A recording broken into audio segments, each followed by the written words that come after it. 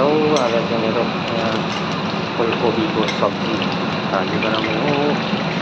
पहिला फुलकोपी मजाले काटेर मजाले धुएर पानी तारेर यसरी तेलमा अलिकति फ्राई गर्नुपर्छ रातो रातो हुन्छ है।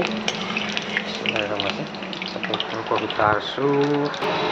यो फुलकोपी मैले तारेँ, मैले उसिनेर काटेको आलु फेरि यो पनि एकबार भर्छु तेलमा तार्छु रातो रातो बनाएको बनाउँछु। आजको मेरो सब्जी यस्तो छ एकदम पकाइ तरिका।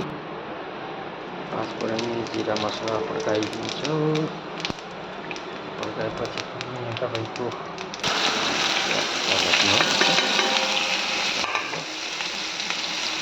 बेसी भुट्नुपर्छ हो।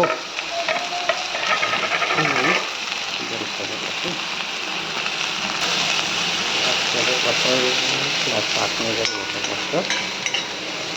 मरमसला हाल्नु पऱ्यो है।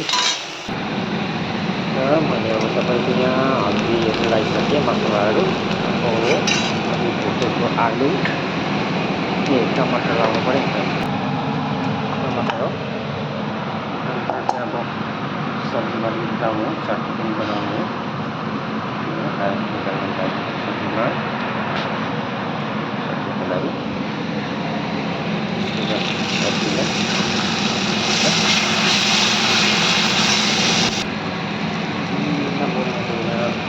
टमाटर पनि भुटे हो। अब आलु लगाइदिन्छु। आलु यो बोइल गरेर फ्राई गरेको आलु हो है। भुट्नुपर्छ।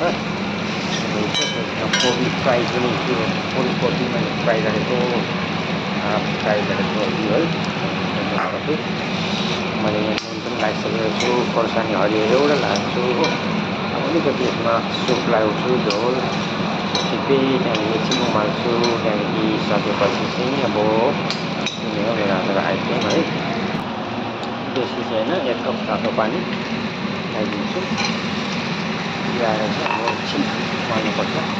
छोपेर पकाउनुपर्छ। अलिक तरी हुनु पऱ्यो ग्रेभी ग्रेभी भयो भने चाहिँ अब रोटीसँग सुकाएर खान्छ खानु मिल्छ। मैले आज पकाएको यो सब्जी तपाईँलाई कस्तो लाग्यो, तपाईँहरू कसरी पकाउनुहुन्छ, मैले कसरी पकाउँछु भनिदिनुहोस् है। अलिकति मिचेर आलु पनि ग्रेभी बनाइदिनु ल है। ग्रेभीको लागि आलु चाहिँ भिजाउनु पऱ्यो।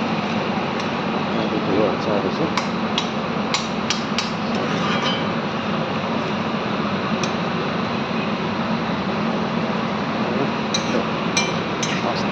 मेरो कोपी भाजी पकाएको तरिका चाहिँ यही तरिका छ।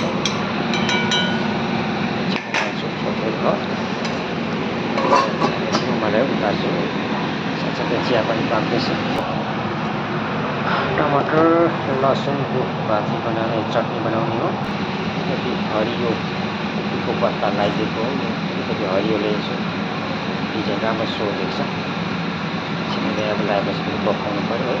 अब म साथसाथै सिलौटोमा चटनी बनाउँछु। अब मैले यहाँ लसुन हरियो खोर्सानी उसिनेको अलिकति प्याज पिन्नु लागि साथसाथै यो टमाटर पिन्छु है।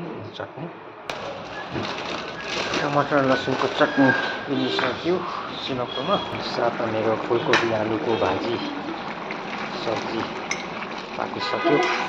अब यति नै हो मेरो भिडियो ब्लग। अब रोटी मैले पकाएको छैन, रोटी बुनेर राखेको छु। अब एकछिन साथी कोमाले ब्रेड खानु भने चियासँग हस् त। मेरो भिडियो अन्तिम किनेको छु। आजको बिहानको नास्ताको कार्यक्रम हो यो चाहिँ। 7:30 भइसक्यो टाइम। मैले पकाएको तरिका कस्तो लाग्यो तपाईँहरूलाई भनिदिनुहोस्। यो मित्र हो, मेरो मित्र हो।